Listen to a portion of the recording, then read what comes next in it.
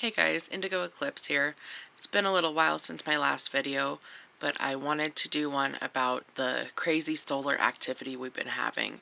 We've been having a lot of solar flares and a lot of auroras lately, and those are really messing with sensitive people's energies. It's making them feel unwell. A lot of people are complaining about being very tired, and yet a lot of people are also saying they're very tired but cannot sleep because the energy just feels very uncomfortable for them. So if I'm understanding correctly, we're having a lot of, well, solar flares, it is the energy erupting off of the sun and sending charged particles down to Earth, which supposedly isn't supposed to affect humans down on the surface, but a lot of sensitive people feel the energy and it creates changes. And what's supposed to be happening is that energy is coming with light codes and it's upgrading our DNA to help us reach a higher vibration and access more of our abilities. So that can be pretty uncomfortable, especially if you're having a lot of negative emotions that are still in you, trauma, events like that that you need to purge. It can actually be quite painful. There have been quite a few people, and myself included. Before I figured out what was going on, I was getting kind of worried. I was having a lot of chest pains, and I was thinking, oh my gosh, is there, something seriously going on with my body? And I started looking into it, and I realized it was like blockages and stored trauma around my heart center. And once I started looking at the events that I hadn't let go yet, it really started to feel a lot better.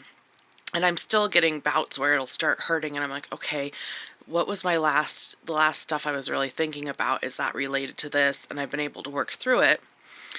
So I'd recommend pay attention to your body. If there's somewhere you're having pain a lot lately, look at what chakra it's closest to, and then you can start figuring out, the heart has a lot of emotions. That can be, love. That can even be like family love too, that you need to look at and see what was related to that. I know, like solar plexus, a lot of the times that's stuff that happened to us when we're like young adults. So just there's different spots that, relate to your security, your self-worth, different things like that. So just look into it when you have a pain in an area and see if you can figure out what the problem is. Because sometimes we block out our problems and forget that they've even happened. You push it away so much you forget it's happened. Well, it's still stored in your body. It's still stored in those energy centers.